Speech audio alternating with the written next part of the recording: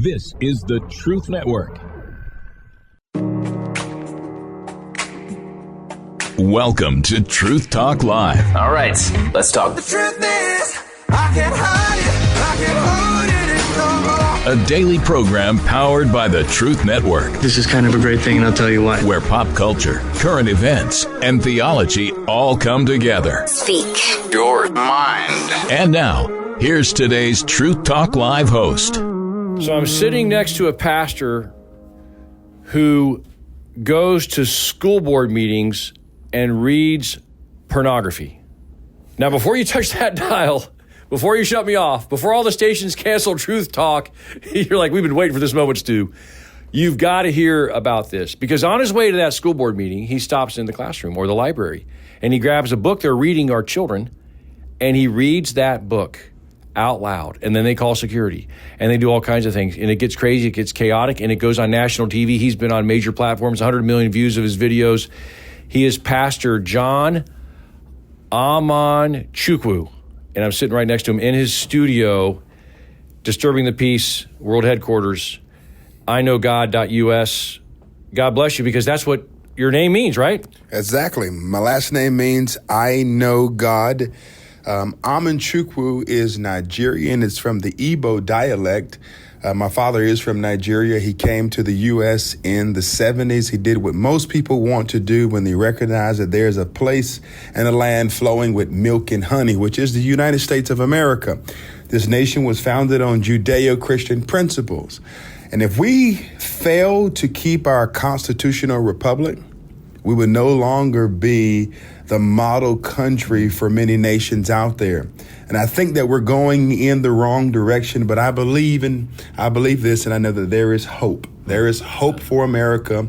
I believe that the apple of God's eye is yes, his people, but also America is the apple of God's eye. He loves the world. We understand the Great Commission, but this nation is great because God made her great.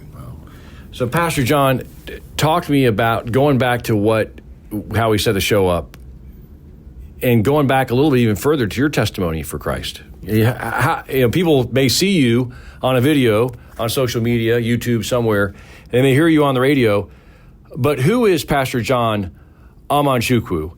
What's your background? How did you come to know the Lord before you ended up in these school board meetings, and before you ended up,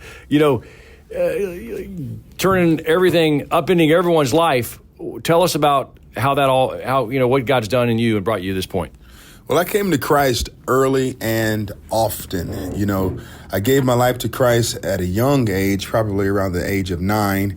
But, once puberty hit around the age of, I believe it was 12 or 11, I began to stray because I started recognizing, in a unique way, the opposite sex. And so I strayed from God for a number of years, from age 12 to about 19. But at the age of 19, I rededicated my life back to Christ. I can tell you this. There's nothing like the zeal of a newborn Christian. The newborn Christian has a zeal that won't quit. I wanted to win 1 million people per day. I wanted to tell everyone about Christ. If I was at the gas station, the conversation was all about Jesus. At the restaurant, I'm trying to win the hostess. I'm trying to win the waitress or the waiter. I just had this strong drive to tell someone about the Lord. And so at age of 19, I started my first ministry. I led a prayer group in the racquetball room of NC State's stadium. Every Monday night at around 9:30, we would be stinking and smelly. We would go into the racquetball room. That was our lion's den, right? And we would cry out to God, me and a bunch of other players, about 10 to 15 players. On the football players. On the football, okay. yeah, on the football. You'll know why he's a football player when you meet him in person. Yes.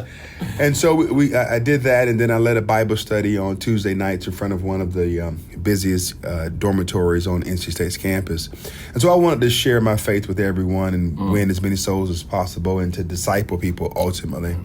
Graduated from NC State, went on to start a career in the sales field, sold pharmaceutical drugs for a while, left that and went into the education sector, led a private Christian school for a number of years.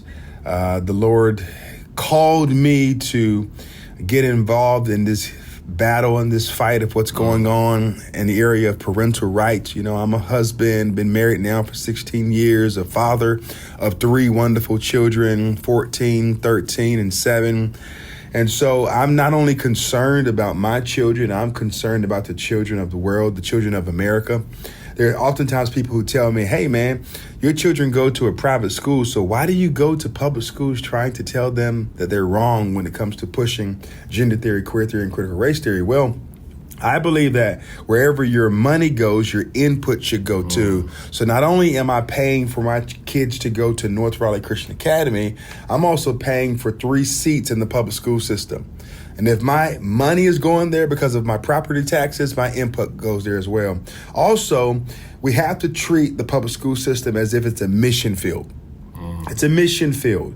In the same manner where the Lord led me to proselytize outside of an abortion clinic for 10 years, we treated that abortion clinic like a mission field. We have to treat the public school system like a mission field. 70% of kids in North Carolina go to a public school. We cannot abandon the public school system, but we must press into it. We must put pressure upon the tyrants that are there. Vote them out. Get new people into office and into power so that we can reclaim our schools and our communities. Wow. So this is what you do, and you go sometimes with a video crew. Yes. And take us in there. Like, what happens? I know. Right. Don't read anything. You don't want to read a book? No. Are you sure?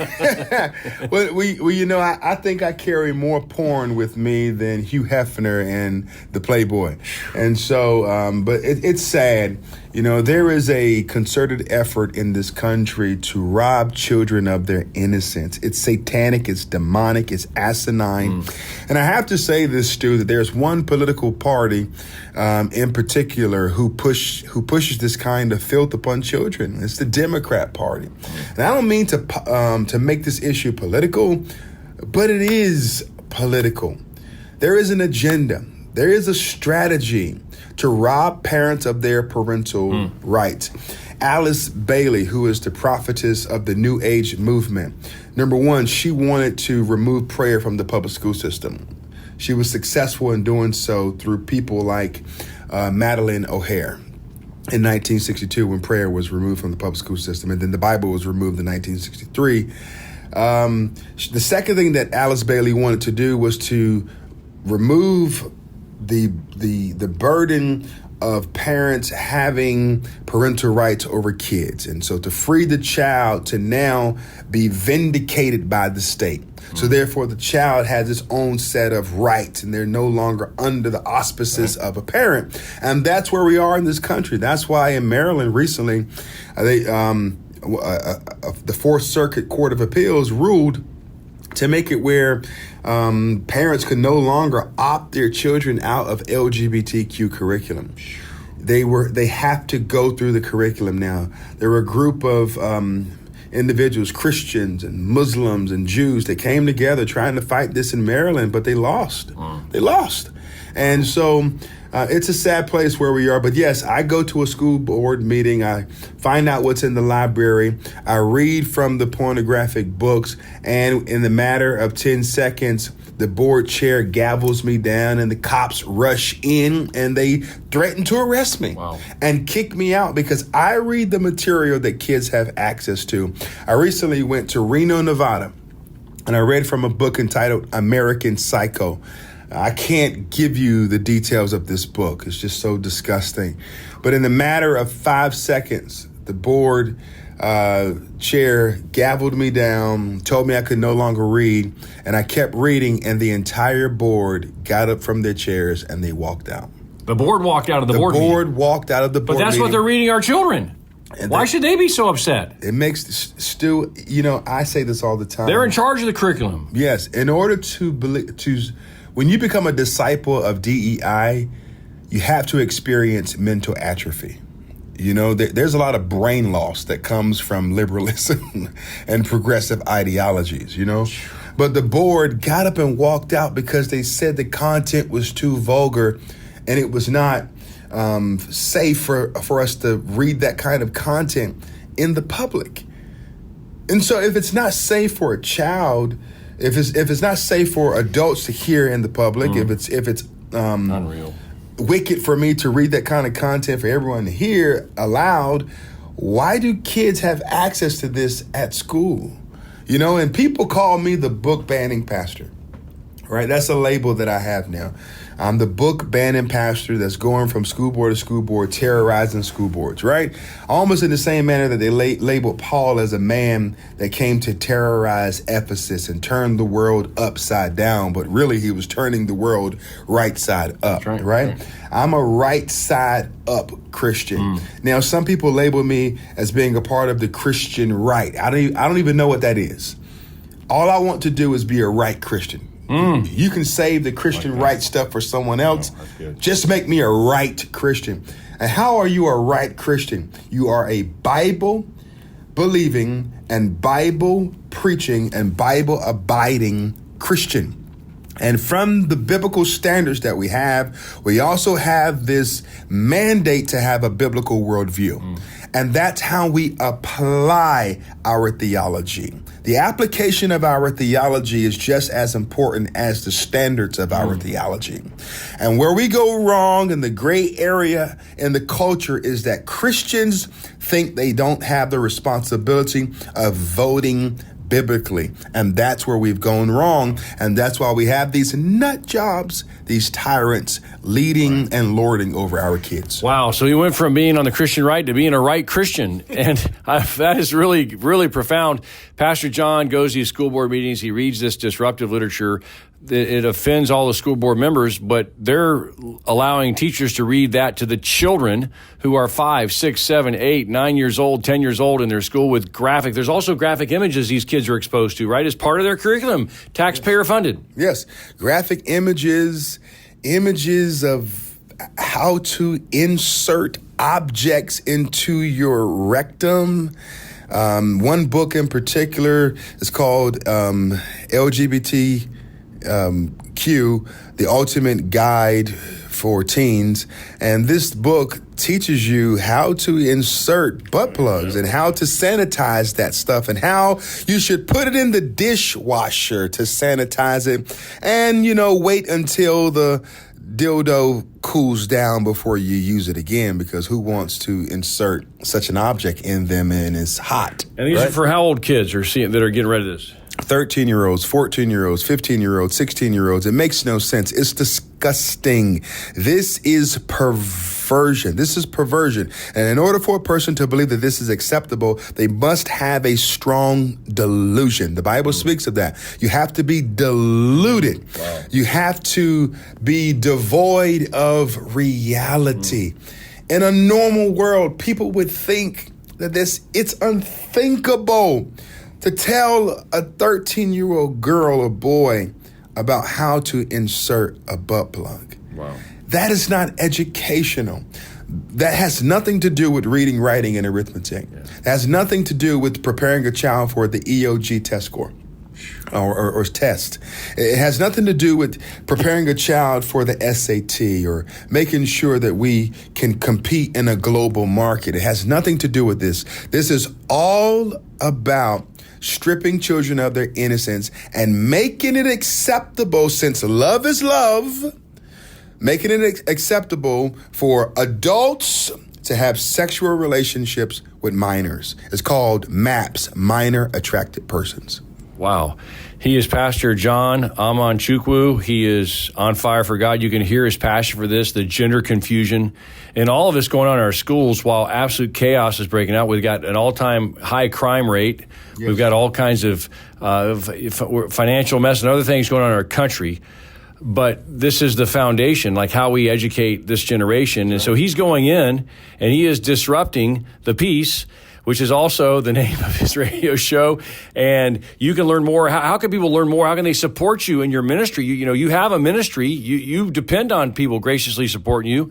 and your partners and whatnot. You have a website. Give us the information, Pastor John, for folks that are listening to get behind you, order your books. You've got 2 great books out. The newest one is called Hoodwinked. Tell us about your books. Yeah. So number one, you can go to iknowgod.us. You can purchase a copy of my new book, Hoodwinked, 10 Lies Americans Believe in the Truth That Will Set Them Free. There are many lies out there. There's a lie that America is a racist nation. There's a lie that Christianity is the white man's religion. There's a lie that the Bible is not political. There's a lie that the church is not essential. There's a lie that disagreement equals hate. There's a lie that transgenders are under attack. There's so many lies out there. And we know who the father of lies is. We know who the author, the originator of confusion is. It's not God, it's Satan.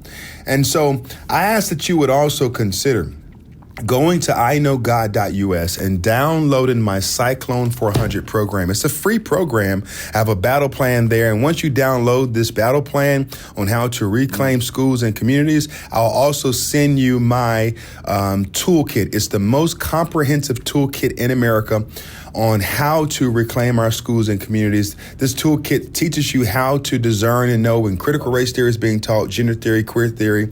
It teaches you how to build networks and how to coalesce. And it also gives you information if you want to run for a school board and do something about it and step up to the plate.